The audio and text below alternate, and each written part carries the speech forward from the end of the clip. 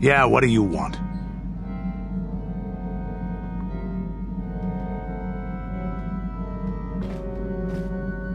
You want another war story, huh? You want to hear about some other world getting wasted, eh? I knew you were the type. Your stagnant republic has never seen some of the strange creatures and races we fought on the Outer Rim in those years. And you never will now. If a world isn't strong enough to defend itself, it's basically forfeit. But this story is about something a little different. We were going through the asteroid fields of the Crispin system at the very edge of the galaxy, playing with the pirates and smugglers we found there. The main belt in the Crispin system consists of mainly small rocks covered in frozen methane gas shells, and the pirates were using them for cover. Ha! I remember using a thermal generator to cause the outer layer of one of the asteroids to vaporize in a picosecond. It blew out and shredded the 3 smugglers using it for cover. But that was a mistake. The asteroid I had targeted was smaller than most, maybe a dozen meters on a side.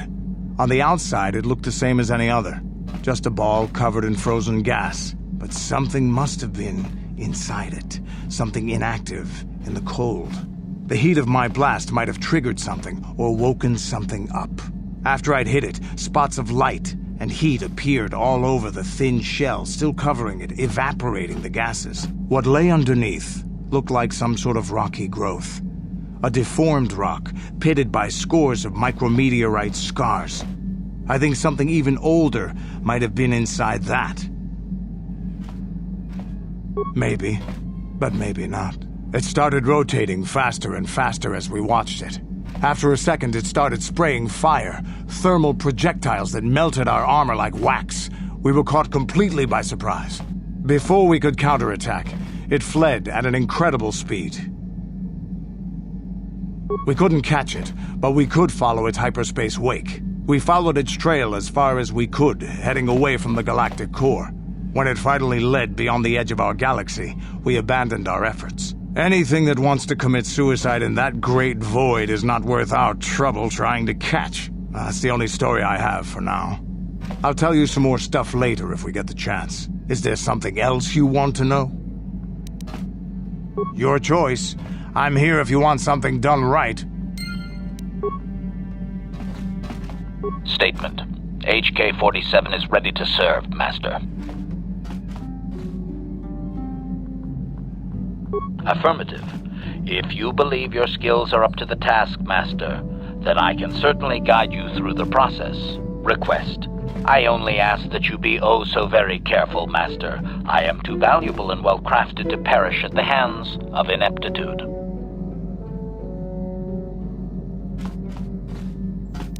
Statement. As you wish, Master. The first stage is the simple one, and that is accessing my central control cluster.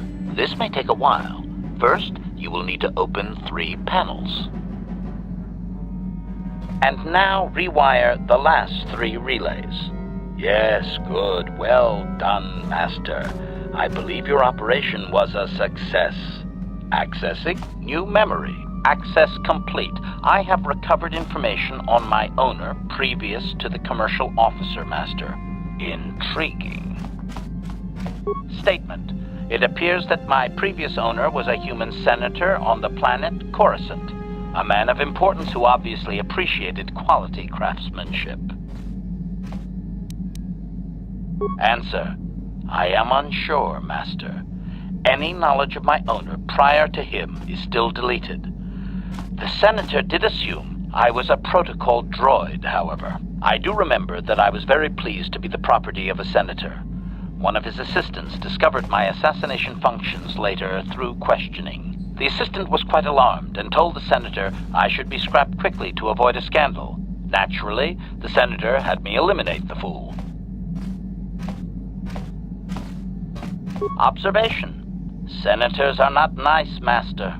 They are either on top of the game or yesterday's news. My master told me that frequently, you see. I was most proud to have partaken in the political system of the galaxy.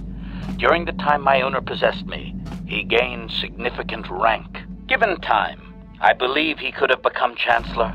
I even eliminated a few key opponents that he did not ask for. Freebies, if you will.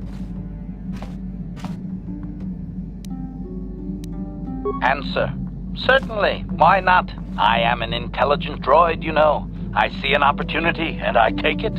And my master was most pleased with my work. Observation.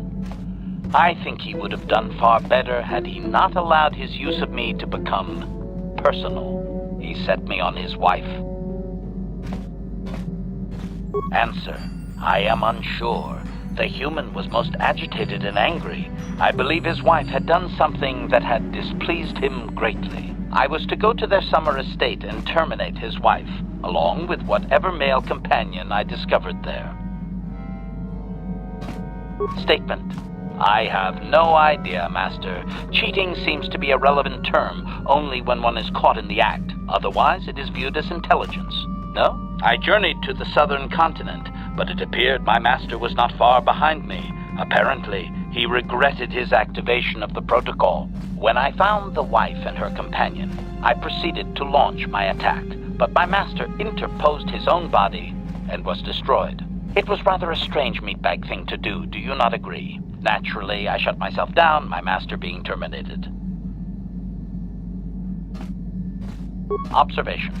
Only so far, Master. There are still more memories not recovered, remember? Statement. I believe the senator's wife was unsure what I was or what to do with me. It was she who sold me to the corporate officer, an acquaintance.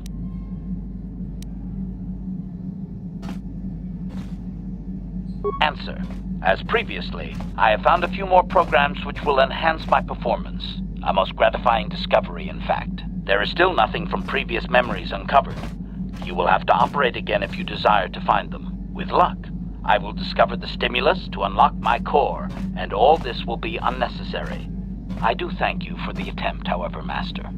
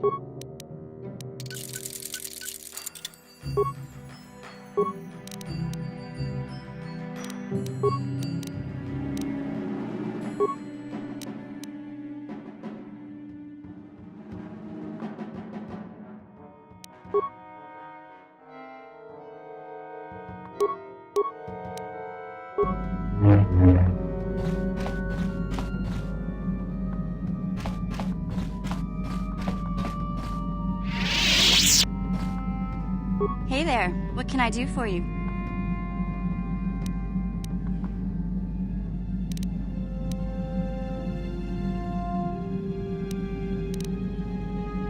Look, I'm happy Griff's alive, but I'm mad at him right now. And I don't know what kind of job he's got for you, but I don't trust him. It's probably just another scam. So, is there anything else you need? Okay, have it your way.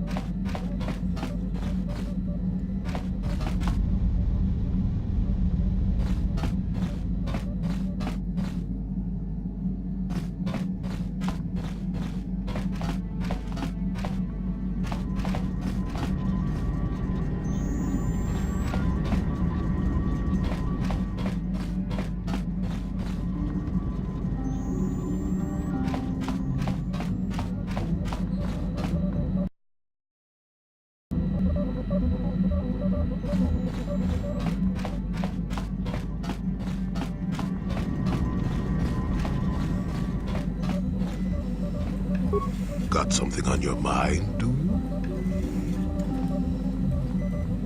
You got yourself a fast little ship? I'd forgotten what engine sounded like. The closest thing to that on Kashyyyk is an Uller in mating season. Ugh, frightful. Or it could be for the free food. What's the gunk that comes out of the synthesizer on this bucket anyway? Do you never clean the darn thing?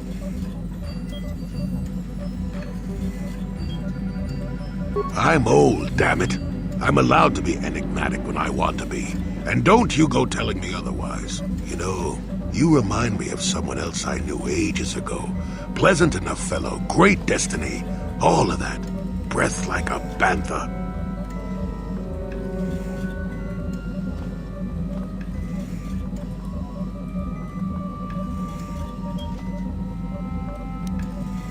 No, but it could be. An Anduvian salt tablet would clear that right up, you know. Anyway, where was I? Oh, yes. Andor Vex was his name. The Force swirled around him like a hurricane. That's how great his destiny was. No, you wouldn't have. Sometimes swirling force is just swirling force.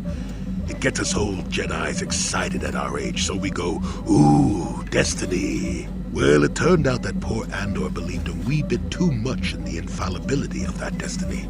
That overconfidence turned out to be his downfall.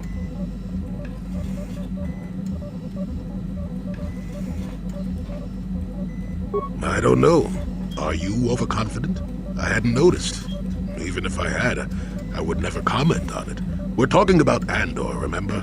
Let's see. Oh yes, Andor's downfall. I was pretty young myself when it happened. At the time, I thought that Andor's destiny couldn't be more boring. Well, let's just say that I was a strapping young lad with a full head of hair, and Coruscant was a small town with a well. I was just about to abandon Andor to whatever the Force intended for him when his ship was overtaken by a Dimian warship. Now, you've probably never heard of the Dimians, but at the time, they were a nasty lot led by a nastier overlord named Krat. Tall fellow, big teeth. Krat has us hauled onto the bridge of his ship for questioning, and that's when I knew that Andor's destiny was at hand.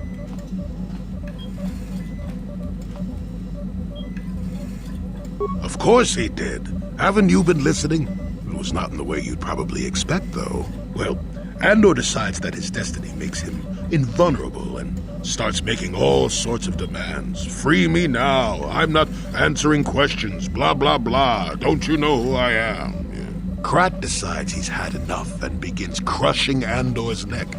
I told the boy he should have kept his mouth shut. I think he agreed, too, or could have just been gurgling noises. No, well, anyway. Finally, Krat has enough of Andor and tosses him aside into this giant energy intake shaft. Andor gets sucked in and starts bouncing around, screaming. Maybe Andor hit something sensitive on the way down, or just didn't agree with the reactor core. Next thing I know, all the ship's alarms are ringing. Everyone panics, and I run, barely making it to the ship in time before the explosion.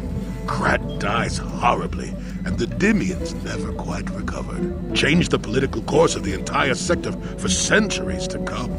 I'd call that quite a destiny, wouldn't you?